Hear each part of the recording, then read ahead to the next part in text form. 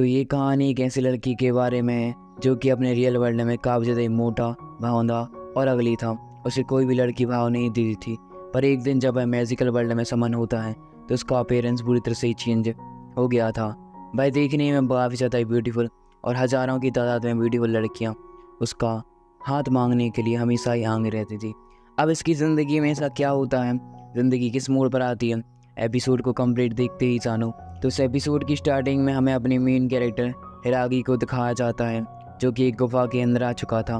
उसे कुछ भी समझ में नहीं आता कि आखिरकार मैं कहाँ हूँ। जैसे ही वह अपने सामने देखता है तो एक खतरनाक सी मैजिकल बीस्ट की लाइन वहाँ पर आती है। उसकी आंखें चकाचौंध के कारण बंद हो जाती हैं, पर जैसे ही वह थोड़ी देर बाद अपनी आंखों को ओपन करता है कि वह अपने सामने एक ब्यूटीफुल सी बीस्ट गर्ल को पाता है और वह लगातार ही हिरागी से बोल रही थी कि आप मुझसे मैरी कर लो, आप कितनी ज़्यादा ही ब्यूटीफुल हैं। हिरागी को अपनी आप पर बिल्कुल भी भरोसा नहीं हो रहा था कि आखिरकार कोई ब्यूटीफुल लड़की ऐसा कैसे ही बोल सकती है।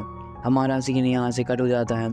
हमें उसकी पास्ट लाइफ यानी कि रियलिटी लाइफ में भी दिखाया जाता है जहाँ पर स्कूल के दौरान वह काफ़ी ज़्यादा ही बेवकूफ़ था, क्योंकि यहाँ पर उसे कोई भी भाव नहीं दे रहा था।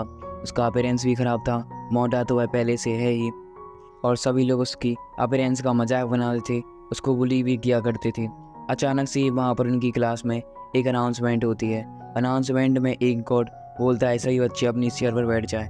पर आप जानते हैं हिरागी मोटा है यहाँ पर, और वह इतनी ज़्यादा जल्दी किसी की बात को कैसे ही सुन सकता है। इसकी वजह से वह अपनी चेयर पर जाकर नहीं बैठ सकता। गॉड कहने लगता है कि तुम सभी लोग टेलीपोर्ट होने वाले हो एक अनदर वर्ल्ड में, जहाँ पर तुम्हें हीरो बनाकर भेजा जाएगा। वहाँ पर तुम्हें मॉन्स्टर से फाइट करनी है, डीमन किंग को हराना है, और मैं तुम सभी लोगों को पावर दूंगा।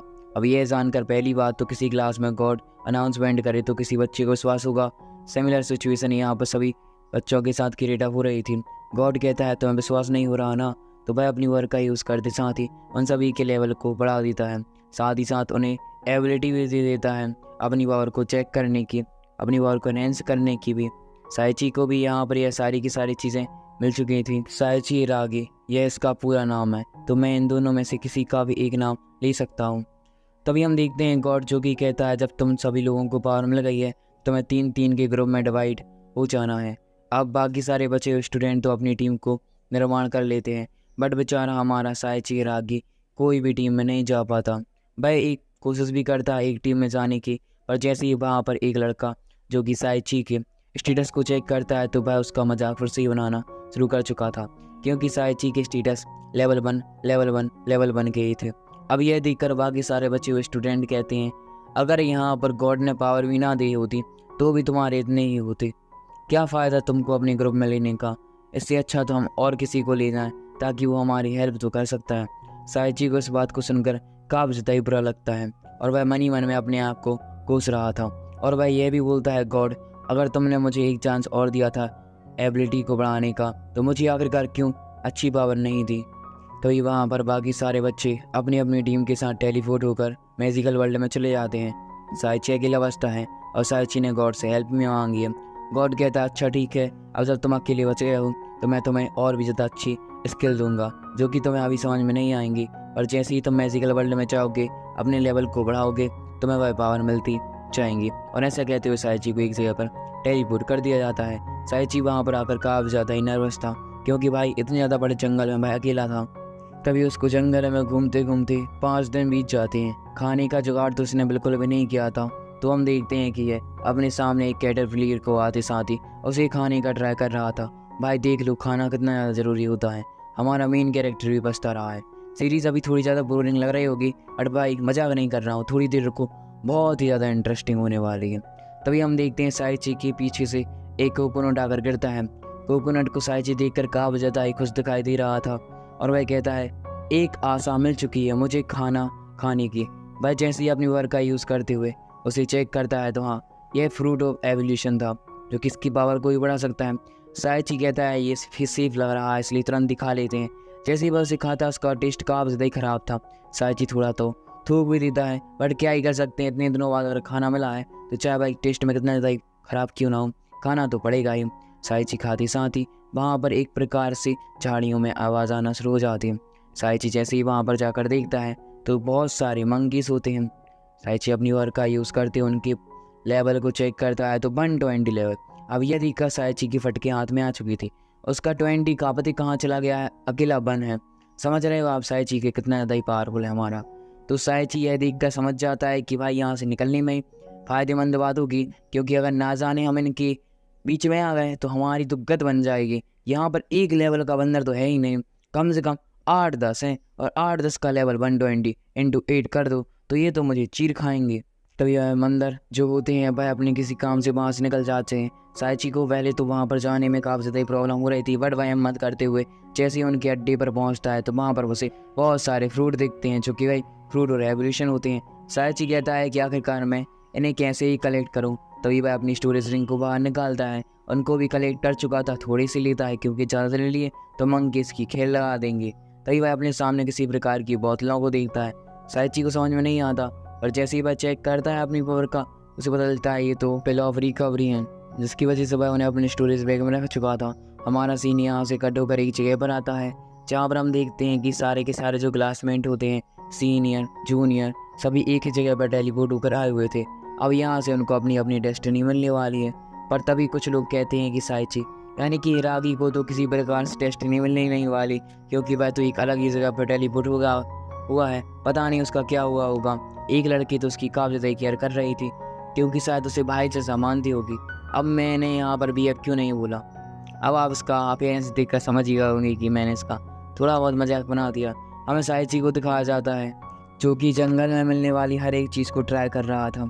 जैसे ही वह एक फ्रूट को खाता है कि उसका शरीर पैरालाइज होना शुरू हो चुका है। उसकी में टाइमर चलना शुरू हो जाता है कि बस कुछ घंटे और तुम मारे जाओगे। अब हिरागी को यह जानकर बहुत ही ज़्यादा हैरानी होती है। वह कहता है मेरे पास 2 फ्रूट और एवोल्यूशन बच गए हैं, उनको भी खा के देख ही लेता हूँ कि आखिरकार मेरे साथ क्या होता है। जैसे ही वह उन्हें खाता है, थोड़ी देर बाद हमें दिखाया जाता है साइची जो कि बेहोश होने ही वाला था कि पीछे से भाई मंकी जिनका इसने अभी थोड़ी देर पहले सामान चुराया था, आधे साथ ही उसका मार देता है। और जैसे ही उसको बेचारे को चोट लगती है, वह नीचे आकर गिर चुका था। साइची कितने भी गुस्सा कर ले पर सामने वाले मंकी को नहीं हरा सकता। उसकी चोट से खून आना भी शुरू हो चुका था, जिसकी वजह से वह उसी मंकी का दिया हुआ वो रिकवरी पोषण और उसी के ही सामने पी डालता है। अब यह जानकर मंकी को और भी ज़्यादा गुस्सा आता है, भाई ये तो तुम दगा मार रहे हो यार। इसलिए हम देखते हैं साइची जो कि जैसे ही फाइट करने के लिए आता है, मंकी ने अपने हाथ से उसके फेस को पकड़ लिया है। बोलता है क्या क्या कुछ बोल रहा हो क्या। तभी मंकी साइची को खाने वाला था और साइची भी कुछ नहीं कर पाता। यहाँ पर एक ट्विस्ट आ जाता। ये ट्विस्ट तो भाई मैंने भी एक्सपेक्ट नहीं किया था, क्योंकि यहाँ पर कोई जहरीली सी गैस साइची के किसी शरीर के एक अंग में से बाहर आते हुए उस मंकी को लग जाती है। मंकी जैसे ही उसे सूंघता है कि भाई बेहोश हो चुका मर ही गया था भाई। साइची जैसे ही थोड़ी देर बाद अपनी आँखों खोलता है कि भाई अपने सामने मंकी के दिए हुए बहुत सारे आइटम्स जो कि उसको मरने के बाद मिले हैं उनको देखता है। भाई सबसे पहले मीट को देखता है मंकी की, और उसे देखकर उसके सांस में सांस आती है, क्योंकि उसे खाने का जुगाड़ तो हो ही गया है, अच्छा खाना। तभी वहाँ पर उसे एक बुक दिखती है। जैसे ही वह उस बुक को पढ़ता है तो मंकी की सारी नॉलेज उसे आ जाती है। पता चलता है कि जो ये मंकी हैं भाई हाई लेवल के डंजन में रहते हैं, जहाँ पर इनका मुकाबला कोई भी नहीं कर सकता, क्योंकि ये हमेशा झुंड में रहते हैं और कभी कभी अपने पोषण और अपनी मेडिसिन को छुपाने के लिए एक जगह पर आ जाते हैं। तो सिमिलर सिचुएशन इस मंकी के साथ हुई थी। अब यहाँ पर हिरागी को एक बात समझ में आ जाती है कि भाई जो बुक है उसे क्यों पढ़ पा रहा है, क्योंकि गॉड ने उसे दी थी एक कम्युनिकेशन स्किल और रीडिंग स्किल लास्ट में, अगर आपने पता हो तो।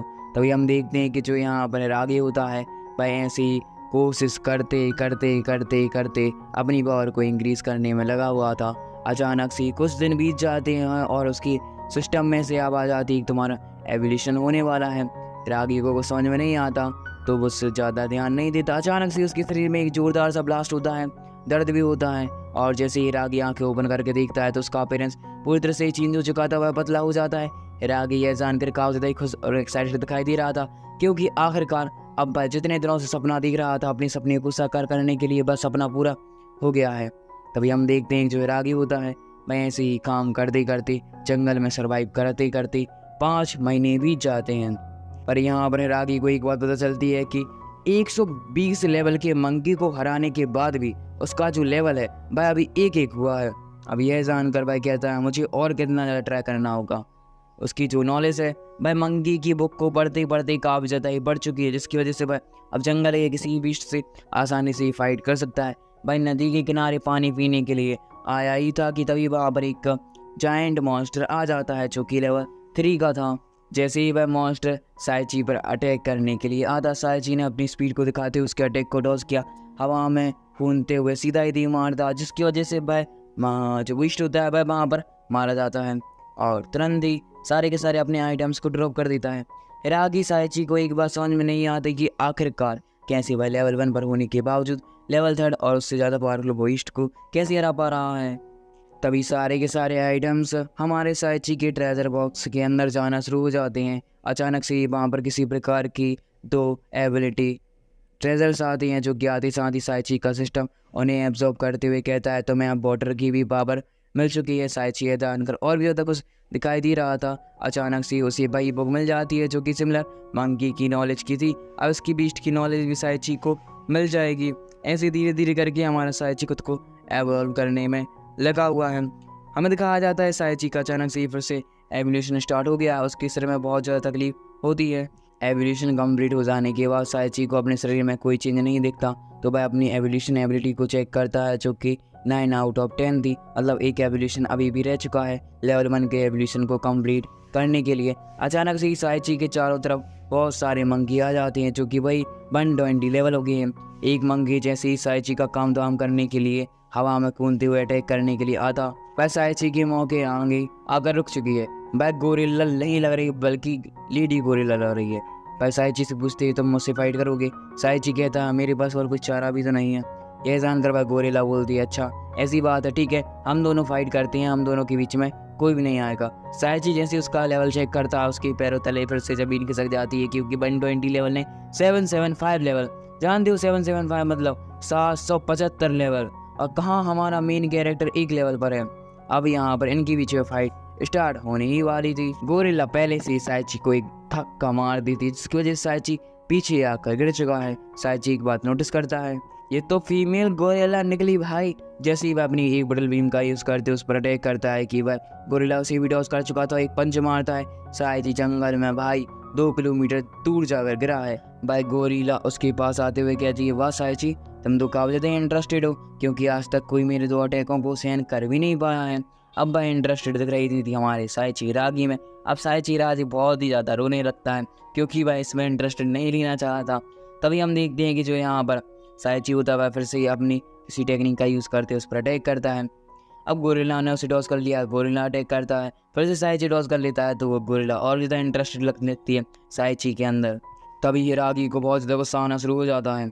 वह अपनी वर्क का यूज़ करते हुए अभी बीस्ट जो कि बॉर्डर का था उसको मारा था ना, जिसकी वजह से उसे बॉर्डर एट्रीब्यूट की वार मिली, साथ ही डेगर मिला था। दोनों को ही बाहर निकालते हुए जैसे अटैक करता है फॉल ऑफ वाटर, तो वह फॉल ऑफ वाटर मंकी के ऊपर फॉल ना होकर हमारे मेन कैरेक्टर के ऊपर फॉल हो जाता है।